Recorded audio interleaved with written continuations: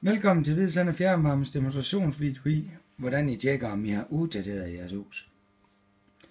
Der er 2 forsyningsledninger, som går ind i jeres skab, og der er en frem og en retur. Normalt så er der en rød hane på fremløb og en blå på returen. I må gerne lige tjekke, hvilken en der er koldest og varmest.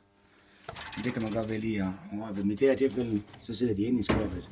Nogle gange kan de sidde udenfor. Så skal man lukke den koldest, altså den blå, i det her tilfælde. Derefter så skal vi tjekke på måleren, hvor stor et flow der er igennem. Og det er der, hvor der står liter i timen, L delt med H. Og den skal med tiden falde til 0, hvis det er tæt.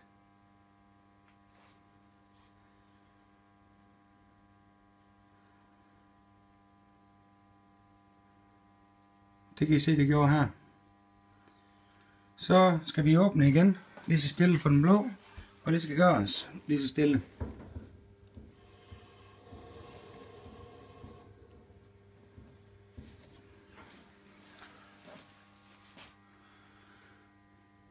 Derefter vil der komme en stigning i flowet igen, og det kan godt være, at det er lidt højere, end det har været før, men det skulle gerne falde på plads igen. Hvis der er, at I har haft et flow, mens der har været lukket, så må I gerne kontakte os på 97 31 16 61.